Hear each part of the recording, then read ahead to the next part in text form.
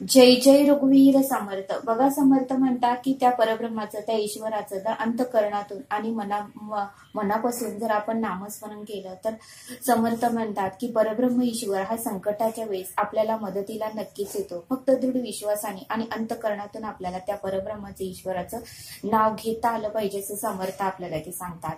बघा, समर्थ म्हणतात की महाभारतामध्ये ज्यावेळेस द्रौपदीवर सुद्धा संकट आलं. बघा, समर्थ रामदास स्वामींनी त्यावेळेस एक श्लोक लिहूनच ठेवला आहे. श्लोक क्रमांक 124 आहे. तये द्रौपदी कारणे लागवेगे, तोरे धावतो सर्व सांडूनी मागे. कधी लागी झाला असे बौद्ध मौनी, नुपेक्षी कदा देव भक्ताभिमानी. बघा, या श्लोकाचा अर्थ समर्थ सांगतात की द्रौपदीवर वस्त्रहरणाचे संकट कोसळले तेव्हा तिच्या रक्षणासाठी ज्या श्रीकृष्णाने आपली सर्व कामे टाकून त्वरेने धाव घेतला आणि तिचे रक्षण केलं, तोच भगवंत, तो श्रीकृष्ण कलियुगामध्ये मौन धरून आहे. तो प्रत्येकाचे कर्म बघत आहे. तो प्रत्येकाच्या अंतःकरणातच आहे. ज्याच्या दृष्टी खालून गेल्या ऐसे काहीच नाही उरले. त्यामुळे प्रत्येकाने कर्म करताना विचार करूनच कर्म करावा. आणि तो दासाभिमान परब्रह्म आपल्या भक्तांची कधीही उपेक्षा करत नाही, असा या श्लोकाचा अर्थ समर्थांनी आपल्याला ते सांगितला. बघा, समर्थ म्हणतात की ज्याच्या दृष्टी खालून गेले ऐसे काहीच नाही उरले. बघा, समर्थ म्हणतात की आपण एखादं कर्म करतो त्यावेळेस आपल्याला वाटतं की कोणीही बघत नाही, पण बघा, पृथ्वी, आप, तेज, वायू, आकाश यामध्येही परब्रह्मच आहे. ते जाऊ द्या, आपल्या अंतःकरणातही परब्रह्मच आहे. आपल्या अंतःमध्ये आत्मा आहे. आपण बोलू शकतो, चालू शकतो, ऐकू शकतो.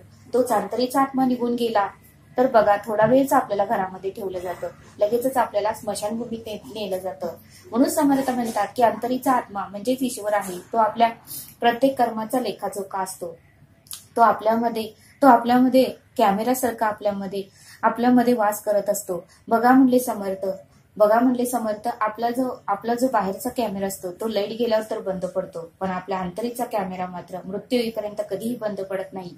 तो ऑफलाईन कधीही नसतो, ऑनलाईनच असतो, असं समर्थ आपल्याला ते सांगतात. बघा, समर्थ म्हणतात की एक ताई होत्या आणि त्या एका गरीब कुटुंब होतं त्यांचं, आणि त्या आपली कामं रोज श्रीकृष्णाचं नाव घेऊन करत होत्या. श्रीकृष्णावर त्यांची खूप भक्ती होती. प्रत्येक काम करताना ते श्रीकृष्णाचं नाव घेत होते. आणि त्यांचा एक 6 वर्षाचा मुलगा होता. तो फार खोडकर होता आणि ते काम करत असतानाच तो घराच्या छतावर गेला आणि अचानकच त्याचा तोल गेला आणि तो खाली पडला. त्यावेळेस मात्र त्याला डोक्याला लागला, हाताला लागलं, रक्तबंबाळ झालं. त्यावेळेस मात्र त्या ताईंनी सगळी काही कामं सोडली आणि त्या बाळाला घेतलं आणि पूर्णपणे आपला जीव प्राणाला लावून त्या परत सुटल्या आणि हॉस्पिटलमध्ये त्याला नेलं. त्यांनी वाहनाचीही वाट बघितली नाही, का तर माझं बाळ, त्याला त्रास होईल, त्याला दुःख होईल, त्याला वेदना होतील. आणि बघा, त्या खूप स्पीडनं पळाल्या आणि हॉस्पिटलमध्ये त्याला दाखवलं.